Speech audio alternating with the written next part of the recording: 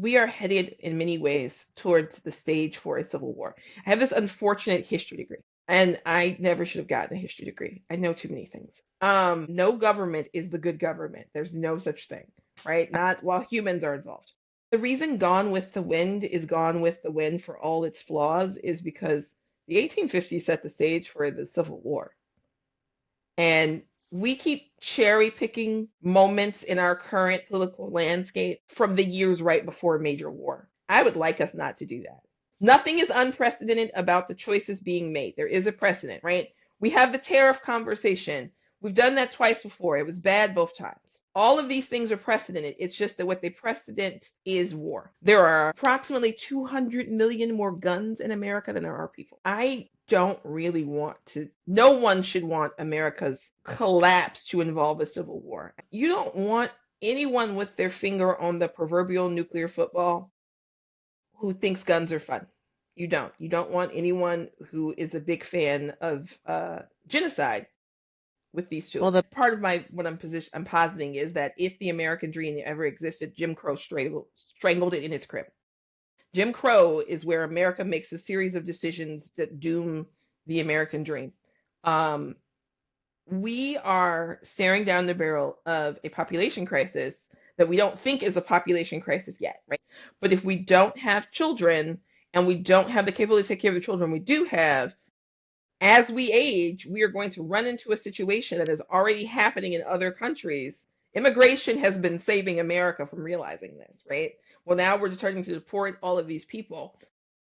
And really, we're human trafficking them because shipping them to El Salvador is not the same as deportation. Who will be the doctors? Who will be the nurses? Who will be the teachers?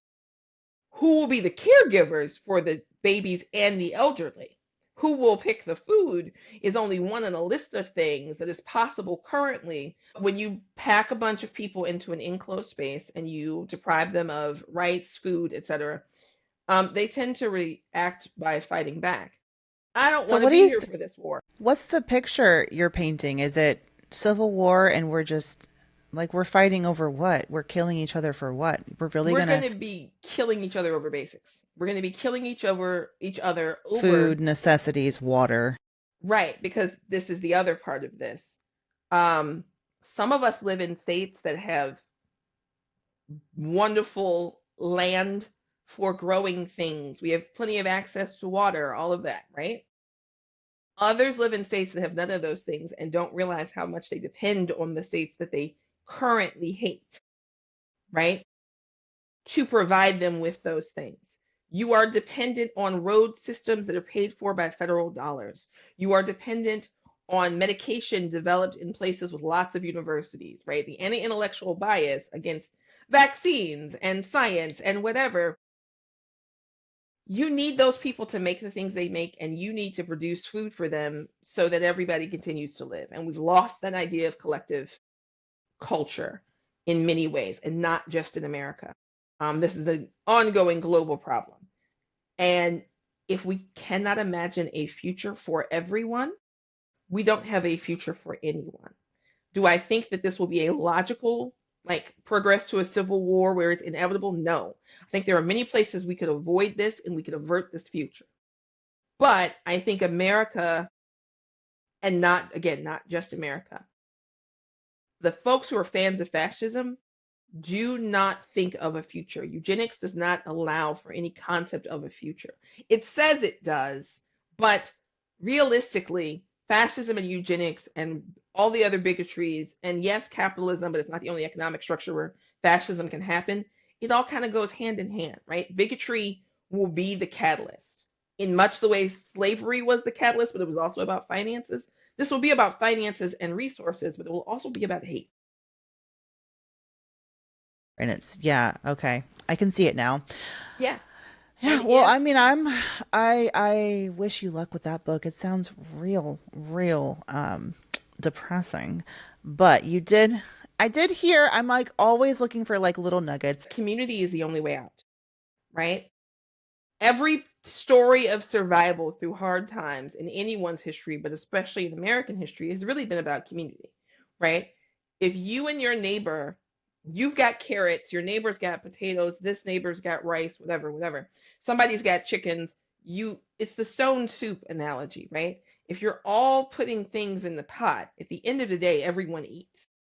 The only way out of this is to stop thinking about my individual desire and start thinking about what benefits us collectively.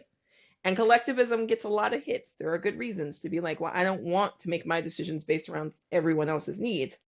But there's a baseline of food and medical care and education and all of this that should be achievable, especially as like climate change is coming, right?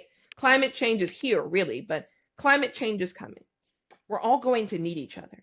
So don't listen to people who tell you you can buy your way out of climate change, right? All of the billionaire class is kind of saying, well, if you come with me, you'll make money. And then they buy their bunkers in the middle of nowhere and think they'll fill them with mercenaries and whoever their favorite people are. That's not actually a plan. That is a bad sci-fi novel.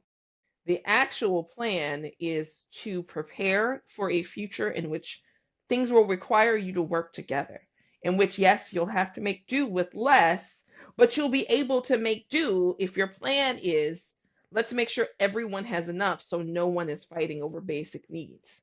We might be able to solve problems if we had less energy spent on fighting over things that honestly mostly don't matter. I don't really care who you're sleeping with as long as they're an adult and they're willing, right? That's none of my business. I don't really care whether or not you like seeing people with different bodies than yours, and you should get some business, right? Everybody's meat suit is different. Mind your meat suit, and things would get better immediately.